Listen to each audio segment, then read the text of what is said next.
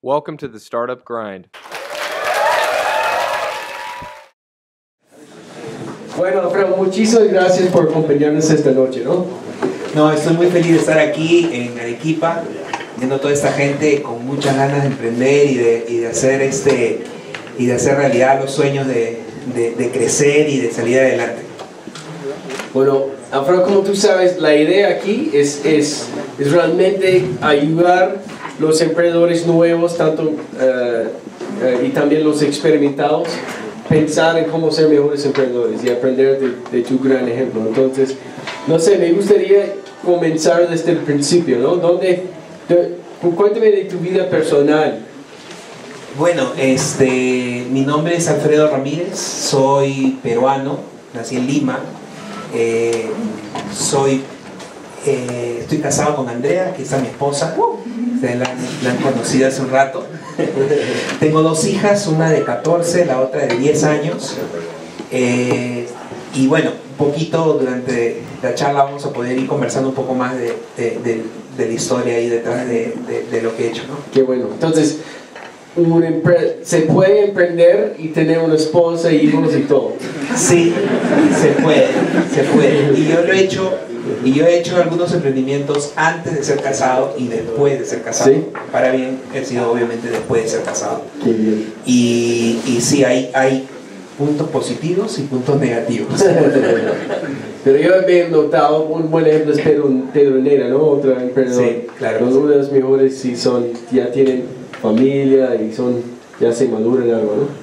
Definitivamente, porque uno de los puntos principales de ser un emprendedor es que uno tiene que tener una estabilidad psicológica, mental, emocional. Y bueno, obviamente cuando uno es joven a veces uno tiene demasiada adrenalina, demasiadas ganas de hacer las cosas y por lo mismo comete muchos errores. Los he cometido y muchos de aquí también los deben haber hecho. Cuando uno es mayor y cuando uno tiene familia, pues tiene que sopesar mucho más las cosas y el factor riesgo comienza a ser una cosa muy importante en la toma de decisiones, ¿no? Claro, yo siempre he dicho eso a mi esposa, de que mi vida en mi carrera es loquísimo y tú me traes toda la paz y estabilidad, entonces sí es bueno salir de eso un poquito, ir a la casa y tener algo bonito esperándole y para apoyar. Ok, muy bien. Vamos a la próxima. ¿Cómo eres un loco ya casi, tiene muchos años, ya tienes niños y estás emprendiendo? ¿Cómo crían una persona como usted? ¿Cómo fue su niñez? O sea, bueno, a diferencia de muchas otras historias, yo no vengo de ninguna familia de emprendedores. Mi papá no es un emprendedor, mi mamá, mis tíos, mis hermanos, mi hermano, la gente a mi alrededor que yo he conocido, nunca, ninguno de ellos ha sido un emprendedor. Entonces, en verdad ha sido algo que ha nacido en mí y que al comienzo no fue una decisión, es decir, yo no decidí y dije, bueno, ahora en mi vida voy a ser un emprendedor, sino fue algo que fue saliendo a raíz de mi gusto, de las cosas que me gustaba hacer. Y después, pensando atrás en lo que he hecho, me he dado cuenta que me he metido en emprendimiento desde muy temprano, casi saliendo del colegio, etcétera, ¿no? ¿sí? Sí. Y me imagino que asististe el colegio en Markham, ¿no? Donde todos No vengo, mi papá no tiene plata, mi mamá tampoco. Okay. Y no vengo tampoco no voy a decir de un lugar humilde, pero digamos, una familia de clase media, bastante regular, un colegio poco conocido en Lima, que se llama el Colegio San Andrés. Es decir, no tengo las grandes conexiones que muchas personas tienen que han salido de otros ambientes, pero eso es también una ventaja, ¿no? Porque uno ve las cosas de una manera diferente y uno puede entender mucho más al consumidor, la gente que está detrás de la pantalla, la gente que está consumiendo nuestros productos, usando nuestros servicios, son finalmente como uno, y eso es una gran ventaja también, ¿no? Sí. Me doy cuenta que no tengo mi reloj, entonces no quiero hacerle sentar aquí mucho tiempo. Bueno, no viene de familias de emprendedores, pero ¿Estaba metido en tecnología desde el principio, desde muy... Mira, la tecnología me llamó la atención. Hay dos cosas que me llamaron la atención desde muy chico, que son mi hobby, mi pasión, donde siempre he puesto mis intereses.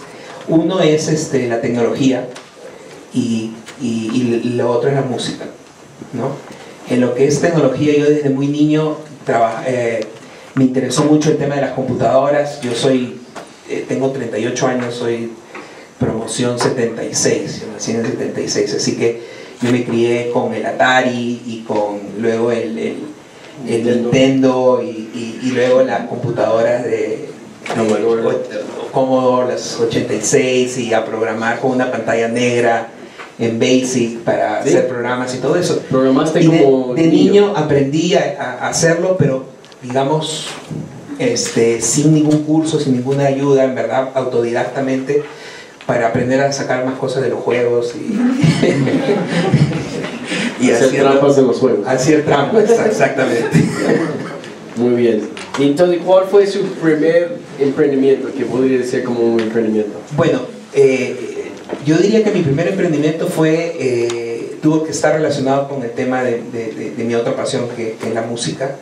Yo, al salir del colegio, más o menos, formé un grupo musical. Yo toco guitarra. ¿Nada en el colegio? Sí, ¿no? En el colegio, en los últimos años del colegio, y después lo he llevado hasta casi el año 2002, ¿no? No hacía... Oh, ok.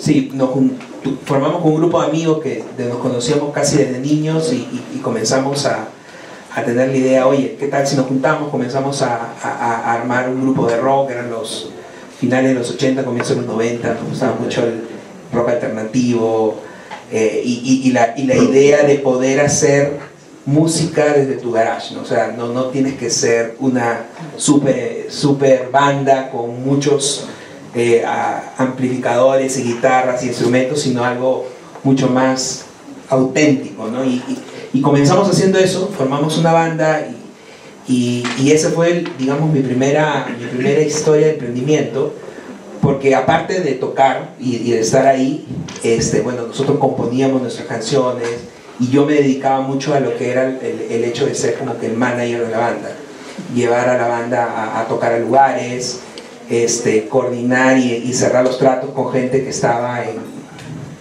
con los bares, las discotecas donde tocábamos, los lugares abiertos, hacer giras, grabar discos y todo eso. Entonces, sin darme cuenta, terminé comenzando a hacer un asunto de emprendimiento, y déjame decirte que es de las cosas más difíciles de hacer, ¿no? Yeah. Hacer industria musical en el Perú, en esa época, y ahora también, pero en esa época mucho más complicado, ¿no? Y toma tiempo, toma esfuerzo, toma mucho, principalmente pasión y esfuerzo, ¿no? Entonces es algo que era una muy bonita experiencia, y que me ha servido, ¿no? De todas maneras, yo siento que eso que comencé como un juego, como algo que me gustaba, terminó ayudándome a darme ciertas cosas que hoy tengo como emprendedor, ¿no? Entonces, como todos los emprendedores de Silicon Valley, terminaste en el colegio, fuiste una banda de rock y nunca fuiste a la universidad, ¿verdad? Porque ya, directo a su primer emprendimiento de alto impacto. Ni imposible. No sé si lo voy a ver así, pero una banda de rock en los 90s, mis papás no estaban muy felices, ¿no? Conmigo.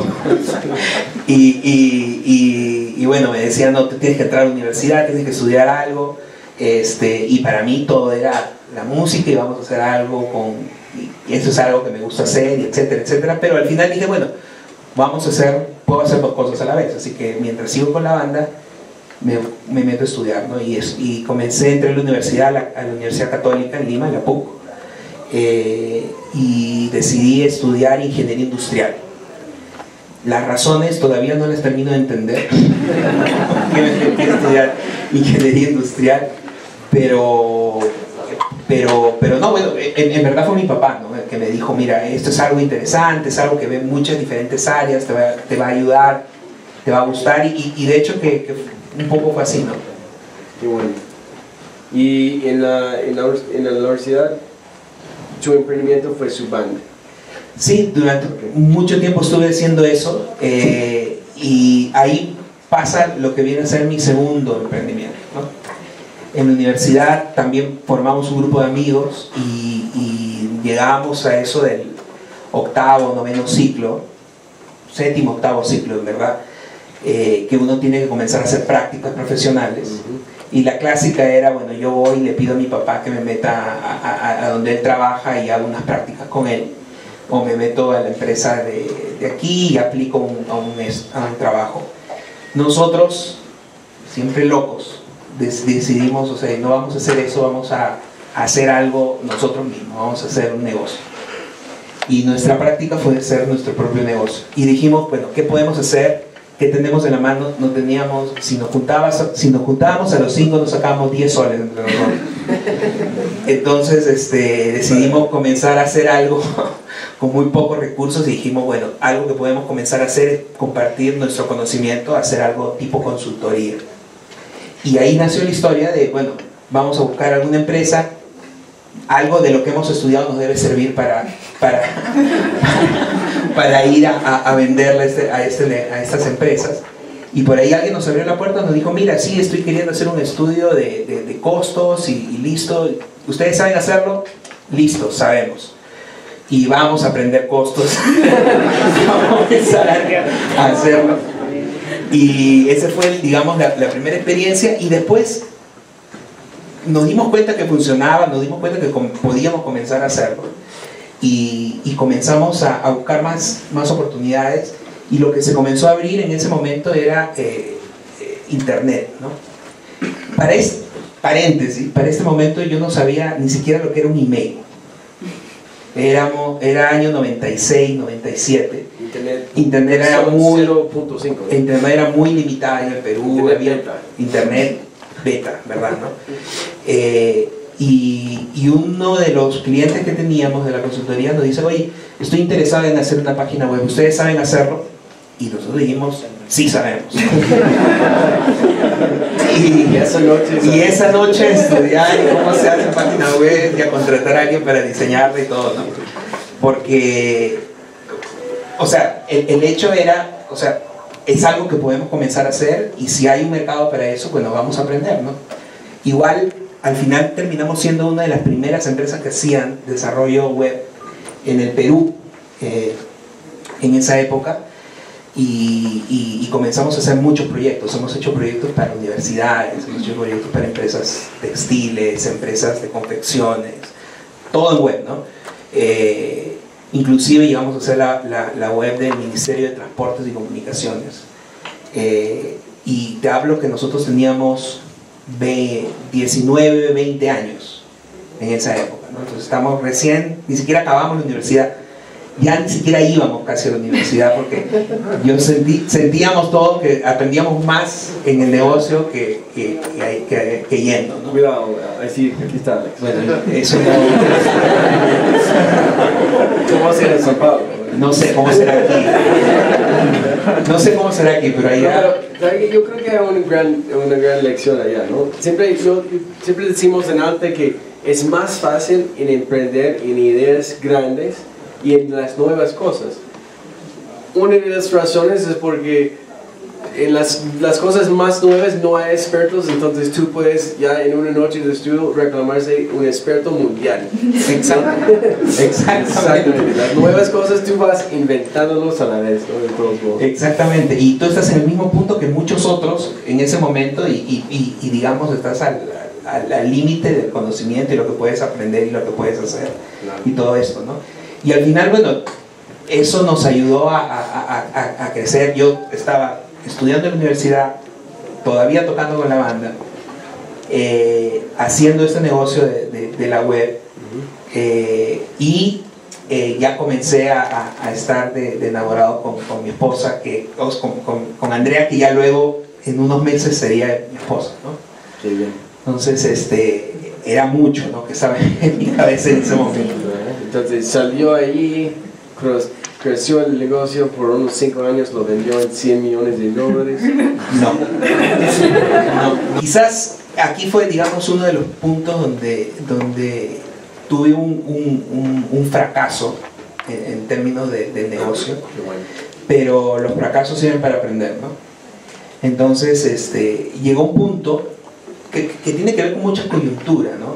Estamos hablando del año 98, ya, 98 que en Estados Unidos hay el crack de la bolsa en Nasdaq, la caída de todas las .coms que perdieron valorizaciones astronómicas, y la gente todavía aquí recién estaba intentando comenzar a entender Internet cuando comienzan a escuchar en las noticias que no, que el Internet se ha muerto, las compañías ya no valen lo que valen, Internet no va a morir, ya no sirve, etcétera, etcétera, y nosotros vendíamos paquetes de Internet. Entonces las empresas, en cuestión de meses, que teníamos 5 o 6 proyectos rodando a la vez, comenzamos a perder clientes, y ya nadie quería hacer páginas web. Y ahí viene el aprendizaje, ¿no? Nosotros no pudimos utilizar nada de recursos como para poder contrarrestar, para hacer una campaña de marketing, para concientizar a los clientes sobre que esto no es así, que el Internet sigue siendo una oportunidad, etcétera, etcétera, porque no hicimos caja suficiente, ¿no? Y bueno, varios aprendizajes sobre cómo hacer negocios, cómo no hacerlos, y cómo es necesario también tener un capital que te respalde. La idea del bootstrapping es buena. Bootstrapping significa comenzar un negocio sin nada, como fue la historia que les estoy contando, ¿no? Comenzar con muy poco, juntando las monedas de tu bolsillo y buscando qué hacer y cómo crecer. Pero llega un momento en que los negocios, para ser realmente duraderos y de alto impacto, necesitan tener una inyección de capital, y nosotros nunca nos paramos para mirar eso, ¿no? Siempre pensamos, no, van a seguir viniendo proyectos, van a seguir viniendo cosas. Cambia algo, como dicen, pasa la mariposa y todo cambia, ¿no? En el mundo. Y bueno, nos agarró eso, ¿no? Y tuvimos que cerrar la compañía, y todos los 5 comenzamos a buscar trabajo, ¿no? ¿No ganaron bien en el consultoría? Ganamos, también perdimos dinero. Y como universitarios gastaron mucho en la playa y todo eso. Algunos guitarras, en mi caso. En vez de tener colchón para negocios, tenían guitarras. Exactamente. Muy bien. Y bueno, eso sería interesante en algún otro momento entrevistar a Andrea de ese mismo momento. Si yo lo cuento bonito, ¿no? Ella después dice, este loco se va y se gasta sus cosas. Sí, interesante preguntarla, ¿y por qué se casó con el hombre que acaba de perder su negocio, que es emprendedor? Ok, ¿qué pasó después? Bueno, pasó que como el negocio llegó a ese punto, tuvimos que comenzar a buscar trabajo, porque no podíamos continuar, ¿no? Entonces dije, bueno, vamos a buscar trabajo en una corporación. En una corporación. Lo peor. Disculpe, no sé. En verdad fue como que al revés. Llegó por alguien un aviso de que, mira, están buscando chicos que acaben la universidad para entrar aquí. Ni siquiera nos dijeron de quién era. Yo entré, pasé, me dijeron, y después nos dijeron, bueno, es para entrar a Unilever, ¿no? Y ahí comienza, bueno, la otra parte de mi historia, de 14 años de estar trabajando en Unilever, ¿no? Wow. Comencé en el año 99, justamente cuando me casé. ¿Y en ese momento ya decidiste, no creíste que iba a ser emprendedor después? Ya, o sea, ¿te sentiste muy triste de tu último emprendimiento? ¿Cómo fue la cosa? Bueno, ¿Cómo emprendedor como tú llegaste a tener 14 años en Unilever? Bueno, la cosa no es tanto, de nuevo, yo te digo, yo no pensé y dije voy a ser un emprendedor, quiero ser un emprendedor toda mi vida. Fueron cosas que fueron sucediendo y oportunidades y naturalmente fui llegando hacia eso, ¿no? Entonces, si bien obviamente ya no tenía el negocio que tenía y tenía que salir a buscar un trabajo, también tiene que ver también la coyuntura, ¿no? O sea, ya no estaba yo solo, estaba casado, teníamos que comer, ya no podía tomar ese tipo de riesgos, o por lo menos no lo podía ver de esa manera, ¿no? Y dije, bueno, vamos un tiempito, vamos a hacer algo de caja y después veo qué más puedo hacer. Y bueno, y poco a poco entré en eso y un año se volvieron 5 años y se volvieron 10 y se volvieron 14.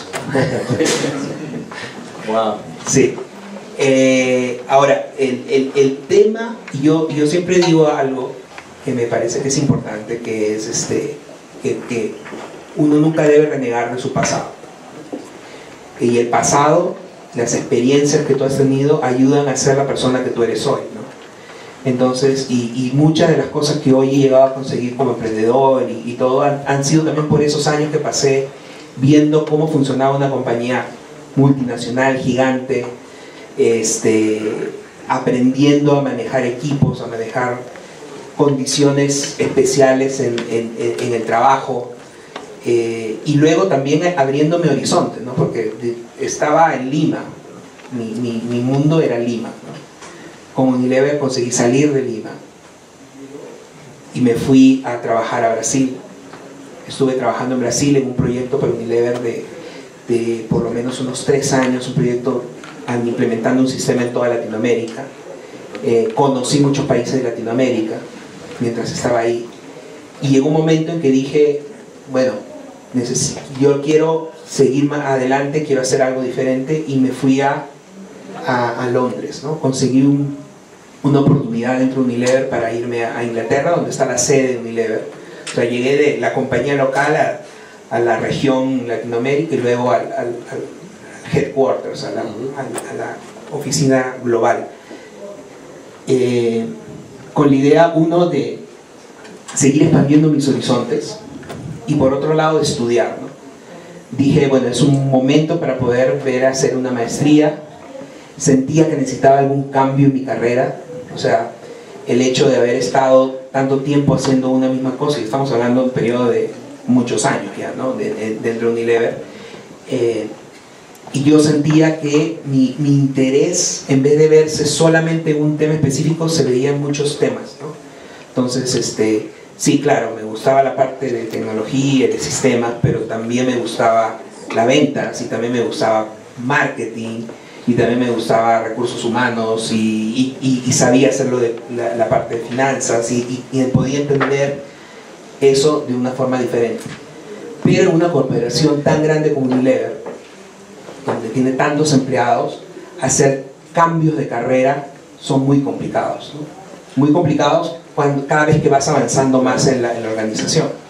Entonces, me imagino que eso se sirve de mucho provecho en tu papel ahorita como CEO de Compara Bien. Una pregunta que tengo yo es, antes tenía como emprendimientos un poco más tradicionales, menos sofisticados.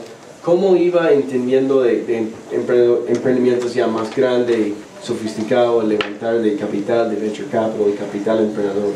Bueno, para mí fue algo natural al ver y estar dentro de una empresa tan grande que tiene operaciones en tantos lugares del mundo, comenzar a ver cómo funciona una empresa multinacional tan grande a una escala local, regional y global, ¿no?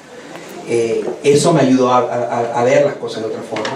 Y por otro lado, el hecho de estudiar la maestría me ayudó también a entender cosas que yo no veía, ¿no? Y que habían sido problemas cuando yo tuve mi emprendimiento, como el tema del capital, por ejemplo, ¿no? El hecho de levantar capital, el hecho de que hay alguien apoyando el emprendimiento, y no solo apoyándolo en función, digamos, de recursos o monetarias, sino también con conocimiento, con networking, con expertise, agregándole valor al negocio, ¿no? Es ahí que yo comienzo a ver un poco más qué falló en mis emprendimientos anteriores y qué necesito comenzar a hacer diferente si es que quiero comenzar de nuevo en esta ruta de emprender, ¿no? Qué bien. ¿Cómo arrancó Compara Bien? Bueno, Compara Bien arrancó en Londres. En Londres, cuando yo llegué en el año 2006, era el momento en Inglaterra donde este tipo de negocios de site de comparación, para que no sabe, déjame hacer un paréntesis para explicar un poco de lo que se trata Compara Bien. Compara Bien es un site de comparación que permite a las personas, al usuario, entrar en un site y poder escoger en función de sus necesidades entre una lista de todos los productos disponibles para él. Entonces, por ejemplo, yo quiero un préstamo personal, yo voy y busco, yo quiero un préstamo personal de 20.000 soles, quiero pagarlo en 24 meses y mi salario mensual es de 2.000. Entonces, según esas necesidades, un comparador te va a mostrar todas las opciones de mercado, banco 1, banco 2, banco 3, banco 4, la caja, y te lo muestra todos ordenados en función de el valor más importante, sea, digamos, el pago de la cuota, la tasa de interés, los costos anexos, etc. Cuando tú tienes toda esa información, tú puedes luego elegir y solicitar productos, lo cual hace que tú puedas obtener el producto sin tener que ir al banco o a la institución financiera o a la compañía de seguros, sino es el banco que te contacta, ¿no? Estos son los comparadores de servicios. Y en Inglaterra, en el año 2006 que yo llegué, esto fue el boom de esta industria. Habían por lo menos unas 6, 7 empresas que hacían esto, y la gente comenzó a usarla, ¿no? Comenzó a usarla de una manera masiva, ¿no? Es cuando comienza a pasar un cambio en el consumidor, ¿no? Yo hago las cosas de una forma y luego la tecnología poco a poco me comienza a decir que puedo hacerlo de una forma más eficiente, y encuentro esas herramientas para hacerlo más eficiente y termino cambiando la forma como normalmente adquiero productos, ¿no? Es como, por ejemplo, hoy día quien quiere hacer un viaje, antes llamaba a su agente de viaje, le decía: mira, me voy a ir a Lima, ¿cuánto me cuesta el pasaje? Listo, te cuesta tanto. Perfecto, va y paga. No preguntaba si había una mejor opción, a qué horario, no. Entonces, tú asumías que la otra persona lo sabe mejor que tú. Claro. Y hoy día es prácticamente ilógico pensarlo de esa forma. Hoy día vamos a páginas como Despegar, donde puedo ver cuánto me sale en LAN, en Avianca, en Peruvian, etc. Y puedo escoger la mejor opción según mis necesidades, cuándo quiero ir, etc., ¿no? Entonces, eso comenzó a pasar en Inglaterra con este tipo de servicios, ¿no? En ese momento. Y ahí me llegó la idea: voy a volver a Perú, porque era algo que queríamos hacer como familia ya después de haber estado tanto tiempo fuera, pero quiero volver haciendo algo diferente. Quiero traer algo que funciona aquí en Inglaterra, funciona aquí en Londres, y llevarlo a implementar a Perú. Y no solo a Perú, en verdad la idea de Latinoamérica estaba desde un inicio, ¿no? Y nos pareció que esto era algo bastante interesante, ¿no? Entonces lo que hice básicamente fue juntarme con un amigo de la maestría que terminó siendo mi socio y mi cofundador de esto. En un almuerzo dije: oye, mira, tengo una idea, ¿qué te parece hacer este negocio en Latinoamérica? ¡Wow! Sí, qué bien, vamos a ponerle un nombre. Ahí salió el nombre. Sí, pero en ese mismo momento salió ahí buscamos un nombre y buscamos con internet qué nombres libres habían, y bueno, salió Comparabien, lo compré en ese momento. Wow. Esa fue la primera tarea, digamos, en ese tema. Comprar el dominio. No sabía nada, no tenía idea de cómo lo iba a hacer, pero compré el dominio, ¿no? Pero de ahí a hacerlo realidad hay un camino muy largo, ¿no? Y eso me tomó algunos meses de trabajo, de pensar y de decidir cómo llevar esa idea de literalmente una servilleta hacia un negocio. ¿Cómo escogiste ese cofundador? Bueno, en verdad, yo diría el destino o Dios nos juntó, ¿no? Nosotros éramos los dos únicos latinoamericanos en nuestra clase del MBA. Él es venezolano, yo soy peruano. Él es un chamo venezolano, viviendo en Inglaterra hace muchos años, y bueno, había la química de ser latinos, de conocer esto, de querer volver en algún momento a Latinoamérica, ¿no? El único latino. Sí, aunque había algunos amigos españoles que decían que eran latinos también, pero se me está cayendo todo. Bueno, pero realmente es así, ¿no? Eso es clásico, que los emprendimientos, tú tienes una idea y comienza y agarras tu esposa y tu hermano y tu mejor amigo, ¿no? Y listo. Así es. Ahí a la carrera. Es que si ellos no te creen, o sea, si la gente cercana a ti no cree en tu negocio, en tu idea, ¿cómo le vas a ir a vender a alguien que está afuera, ¿no? Esos son tus primeros compradores, en verdad, ¿no? Claro. Bueno, ¿puedes hablarnos nos habla de que el comienzo de Compara Bien está hecho muy largo. Háblanos del día peor de Compara Bien, de su historia de Compara Bien, y el día mejor. Es una misma historia. Okay. El peor y el mejor. Cuando comenzamos a trabajar en esto, comencé a literalmente volverme a poner en los zapatos de mi anterior emprendimiento y decir, ok, listo, ¿cómo voy a hacer? Estaba ya en Lima, había vuelto con toda la familia y digo, bueno, quiero comenzar este negocio. ¿Qué es lo que hay que hacer? Hay que programar. ¿Sé programar? No sé programar. Google. ¿Y Andrea te amenazaba que te iba a salir en ese momento? Todavía. Entonces comencé a programar. Aprendí desde cero, ¿sí? Buscando tutoriales en internet y viendo, porque no podía darme el lujo de contratar a alguien. ¿Y estás trabajando todavía en Unilever? Todavía trabajaba en Unilever. Por porque eso necesitaba, no dejado, ¿no? Y no tenía otra opción, ¿no? Entonces me comencé a programar, a buscar tutoriales y a hacerlo yo mismo. Obviamente no son los diseños más bonitos que pueden haber, ni las cosas funcionan tan bien, pero estoy comenzando, ¿no? Entonces ahí comencé a trabajar en un prototipo. Y ese prototipo, bueno, comenzó muy básico, luego comenzó a tener un poquito más de funcionalidades, hasta llegar a un punto en que podía presentarlo a amigos, comenzar a presentarlo a clientes. Y la historia viene justamente en eso. Uno de los primeros clientes que buscamos fue un banco grande en Lima, en donde no conocíamos a nadie, y literalmente llamamos por teléfono. Por favor, ¿me puede pasar el nombre del gerente de marketing? No, ¿quién es usted? Bueno, somos de la SUNAT. Ah, listo, el nombre es fulanito de...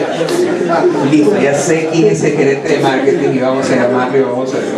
Porque así tiene que ser, ¿no? En verdad... En verdad, cuando llegué a Lima no tenía ninguna conexión. Es más, me meto en un asunto de banca y de seguros que yo no tenía contacto alguno. Es decir, yo no podía levantar el teléfono y llamar a un amigo y decirle, oye, mira, tú que trabajas en el banco, ábreme la puerta porque estoy haciendo esto de aquí. Había que convencer literalmente desde el que cuida la puerta, la secretaria y luego al jefe, ¿no? Entonces, así comenzó un poco la historia. Llegamos por varios meses de estar detrás intentando esto hacia uno de estos bancos y me dicen, listo, tenemos una reunión, quiero que lo presentes a mi equipo, y copia en el email a 2 personas. Bueno, llego a la reunión y me traen a 10 personas y estaba yo solo con mi laptop frente a 10 personas y cada una con un título más complicado que la otra, ¿no? Entonces, listo, queremos que nos presentes su emprendimiento. Entonces comienzo y comienzo a mostrar las pantallas, los beneficios que pueden ganar, etcétera, etcétera. Y después de como 2 minutos de siquiera salir de la segunda, tercera pantalla, me comienzan a acribillar con preguntas. ¿Y por qué esto? ¿Y por qué no lo has hecho así? ¿Y eso de aquí has visto que funciona? ¿Y esto creo que no funciona? La reunión fue un caos. Un caos porque todos comenzaron a hacer preguntas y yo ni siquiera podía acordarme de todas las preguntas que me habían hecho para comenzar a responderlas, porque seguían viniendo y seguían viniendo. Y bueno, yo me acuerdo haber salido de esa reunión totalmente desanimado, el ánimo en el suelo y pensando, wow, ¿en qué me he metido? No sé qué va a pasar. No sé qué va a pasar, porque este es el primer banco al que estoy llegando y estoy en esa situación. Esto se va a repetir, esto va a ser peor. Y bueno, eso fue nada, ya no había más que hacer. Ese fue uno de los momentos más difíciles y realmente de ponerte a pensar si lo que hiciste es cierto, si el producto que tienes vale la pena, si lo estoy explicando bien, etcétera, etcétera. Varias cosas que rondaban en la cabeza, ¿no? Y la historia es bonita, llega unas semanas después, cuando nos llaman de ese banco y nos dicen, mira, de esas 10 personas que ven en la reunión, a una persona le gustó tu idea. Y esa persona quiere hacer con ustedes un asunto de un auspicio de un newsletter que hacíamos, o sea, ni siquiera tenía nada que ver con el core del negocio, pero terminó siendo nuestro mejor cliente ese banco por muchos años. Wow. A través de eso, ¿no? Y eso es lo interesante, como una historia o una experiencia tan, entre comillas, mala termina siendo algo muy positivo, ¿no? Y Pero realmente es así, un aplauso para Alfredo, ¿no?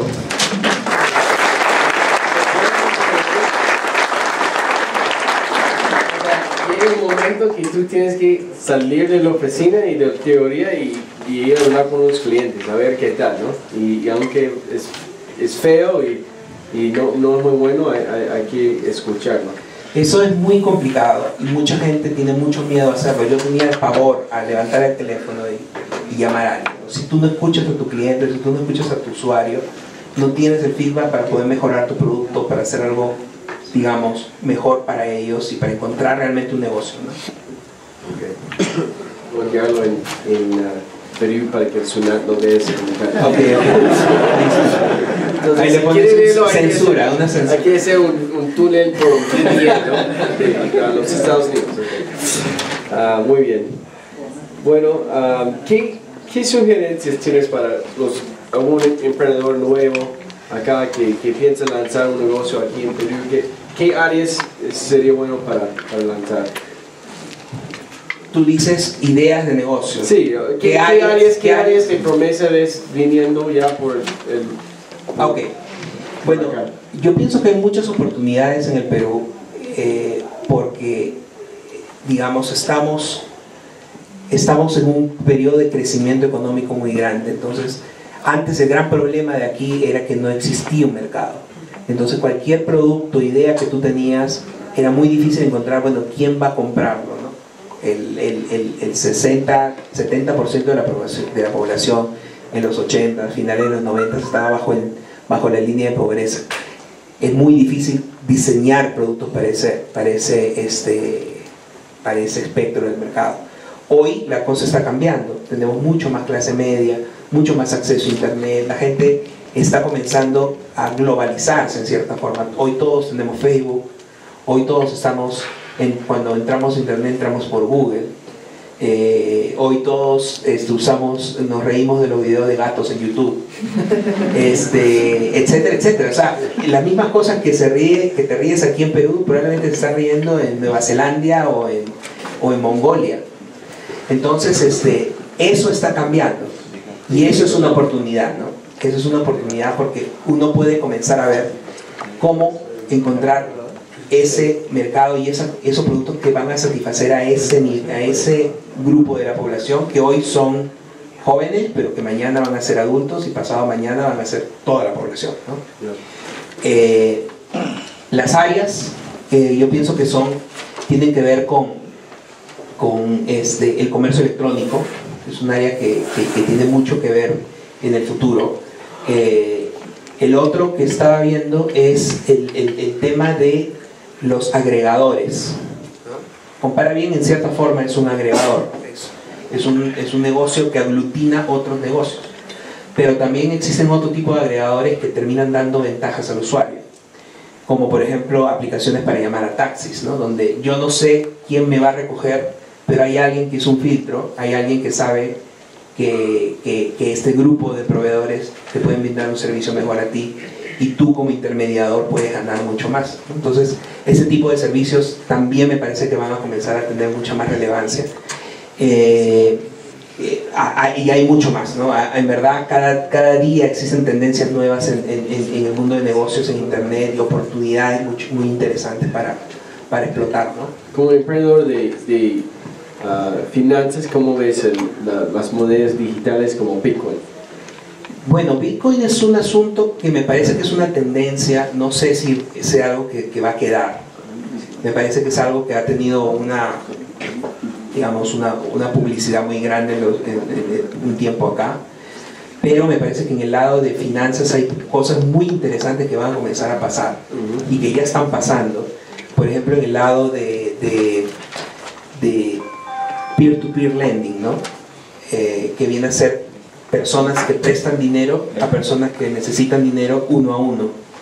Esos modelos de negocio están comenzando a funcionar y yo pienso que van a revolucionar todo el tema de finanzas en el futuro, ¿no? Hoy todo el mundo conoce Kickstarter y este tipo de sites que hacen funding para startups en función de ese. Que robaron mi negocio. logo de Kickstarter. Ellos lo robaron. Sí. Insistimos nosotros primero. Pero sí, nos gusta bastante Kickstarter. Pero sí, es verdad, robaron el logo de nosotros. Lo comparen, y nosotros insistimos primero. Así, es así. Pagaron a un Sucede. hombre de diseño en Rumania que lo buscó por internet, lo copió y no sabía qué hacer. Bueno, Alfredo, ya se nos viene la hora. Yo puedo hablar con un buen emprendedor como tú para toda la noche, ¿no? Pero vamos a parar ahí, vamos a tener unos dos preguntas de la audiencia y ya vamos a seguir después con el torneo de ping pong hasta el final. Y un tiempo más de networking. Pero un aplauso para Alfredo, por favor. Ok, tiene la necesidad, yo la satisfago. Y también a la abuela, también, porque su propia abuela dice que eres emprendedor. ¿Para qué No, eres como desempleado, ¿no? Es verdad, es verdad. Estoy en transición, esa es la palabra. Es una muy buena pregunta. Yo lo veo de dos formas, ¿no? Primero, que las necesidades están y cuando el público tú lo comunicas de una manera correcta, la gente lo entiende y lo toma. En el caso de Compara Bien, nosotros eso fue muy intuitivo y tiene mucho que ver con cómo desarrollas, cómo diseñas el producto. No solo desde el punto de vista de la funcionalidad, lo que hace, sino también de los mensajes, de la comunicación, del diseño de la interfase y todo eso, ¿no? Nosotros en verdad no hicimos tanto de eso.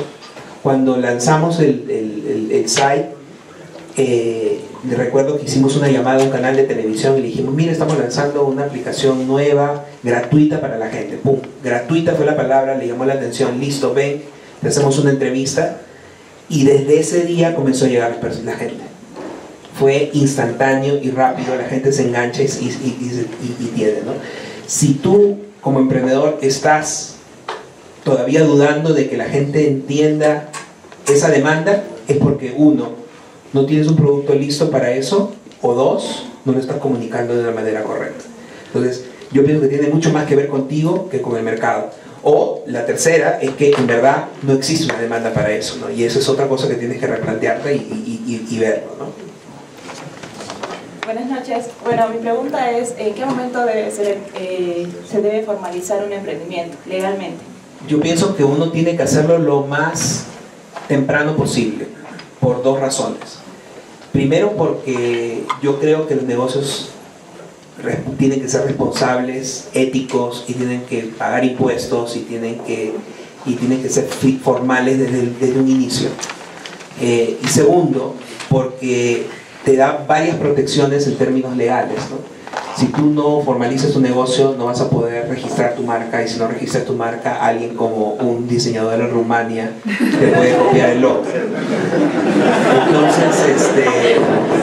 Entonces, eso te da garantía, termina protegiendo, ¿no? Entonces, para mí es desde un inicio.